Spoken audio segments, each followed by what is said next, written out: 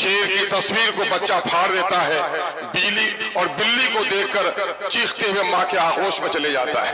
यकीनन है वो मरदूद है, वो मगजूब। अगर औकात की जायदाद की सही आमदनी का इस्तेमाल किया जाए तो मुसलमानों की दर्जनों नहीं बल्कि सैकड़ों मेडिकल कॉलेजेस चल सकते हैं। ये लहरें तो तुम्हारे यहाँ नहीं उठती, जो लहरें दूर से चलकर आती है वो लहरें भी थम जाती है।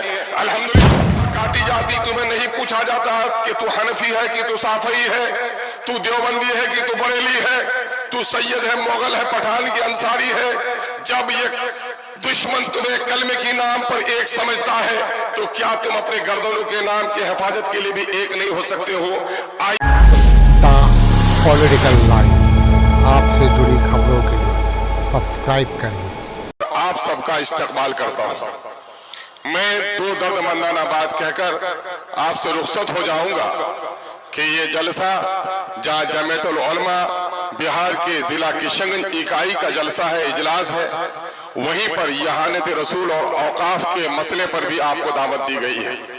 यकीनन है कि जमीयतुल उलमा हिंद ने तहरीक आज़ादी हो, मुल्क और मिल्लत के मसाइल हो, शरीयत पर हमला हो, फिरका वाराना फसादात हो, मजलूमों की दादरसी हो, इसमें उसने नुमाया नुमाया अंजाम दिया है। हम इसके लिए जमीयत के तमाम तर जिम्मेदारान को मुबारकबाद देते हैं।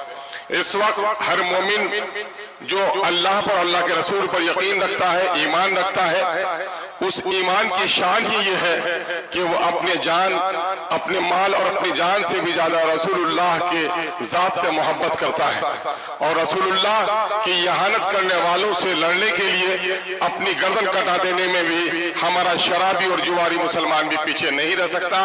ये अल्लाह का बड़ा फजल व करम है।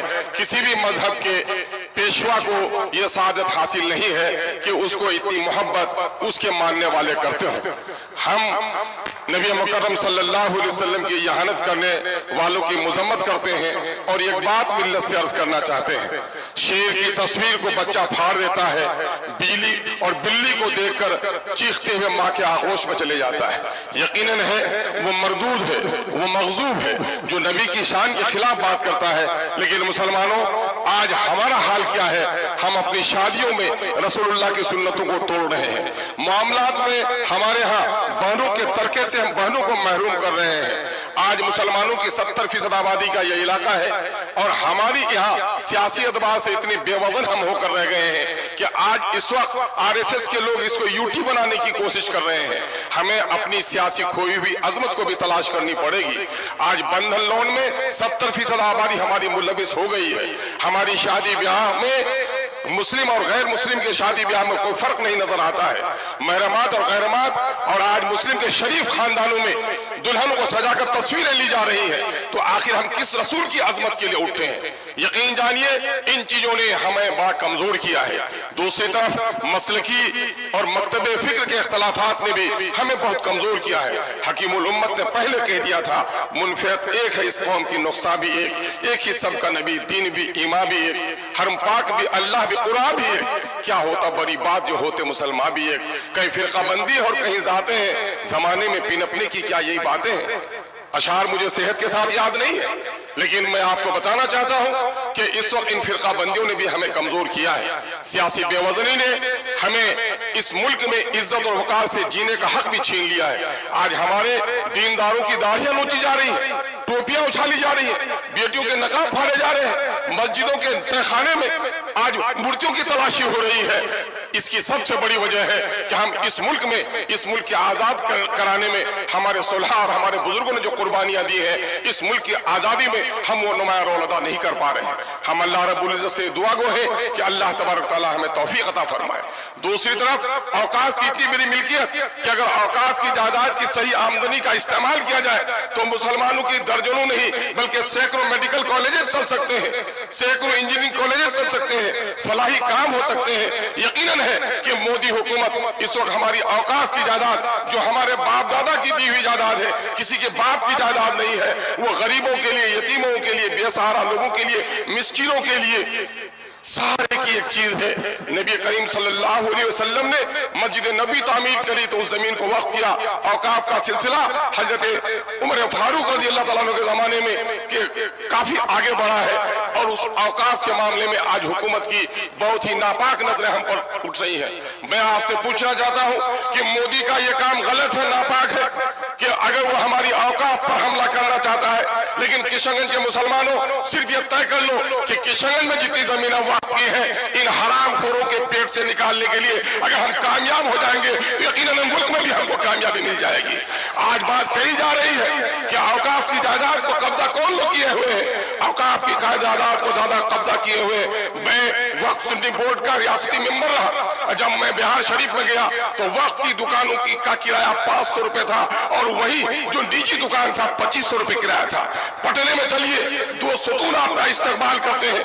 एक सतून है पटना स्टेशन का, वो मीनारा मस्जिद का सुब्ज गुंबद वाला मीनारा, और वही एक मंदिर का मीनारा भी आपका इस्तेमाल करता है। सबक ले लो मुसलमानों कि बिहार में औकाफ की जितनी जमीन है न्यास परिषद को उतनी जमीन नहीं है, लेकिन उनकी ईमानदारी ने आज कैंसर हॉस्पिटल बना लिए, आज आंखों के हॉस्पिटल बना लिए, आज औरतों के लिए हॉस्पिटल बनाए। तसलीस के फर्जंद ले गए थे मीरास खलील, आज तो बुत परस्तों के फर्जंद ले गए मीरास खलील। आइए हम और आप अहद करें कि अपनी जमीयत को मजबूत करेंगे, अपनी जमात को मजबूत करेंगे।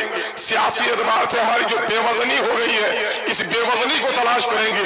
जो लोग सियासी बसीरत नहीं रखते हो, जो लोग दीनी बसीरत नहीं रख सकते हो, वो हमारी क़यादत नहीं कर सकते। हम अपनी सफों में सियासी बसीरत पैदा करें, और दीनी अहमियत के बगैर कोई सियासी बसीरत भी काम आने वाली नहीं है। दीनी अहमियत पैदा करें। एक बड़ी आलिम दीन हजरत मौलाना वली रहमानी साहब दामद नव्वर अल्लाह बरकतहू ने क्या तारीखी जुमला कहा था, एक किशनगंज के मुसलमानों, सीमांचल की पट्टी में बसने वाले मुसलमानों, तुम्हारी तादाद तो इतनी ज्यादा है कि मिल्लत के मुल्क और मिल्लत के दरपेश मसाइल की लहरें यहाँ से उठनी चाहिए थी। अफसोस कि लहरें तो तुम्हारे यहाँ नहीं उठती, जो लहरें दूर से चलकर आती है वो लहरें भी थम जाती है। अल्हम्दुलिल्लाह यहाँ के मिल्लत के गयूर हमारे उलमा ने अब इस सबक को दोहराया है कि इंशाअल्लाह अज़ीज़ सीमांचल की पट्टी से मिल्लत के मसाइल की हर आवाज बुलंद होगी और इंशाअल्लाह उसकी लहरें दूर तक जाएंगी। आइए हम अपने उलमा की आजमत और उनके नेक मशवरों पर अमल करने की का जज्बा अपने दरमियान में पैदा करें। अगर हमने अपने सफों में इत्तिहाद पैदा किया, मौलाना काजी मुजाहिदुल इस्लाम कासमी साहब नव्वर अल्लाह मरकतहू के एक जुमले पर अपनी बात में खत्म करूंगा।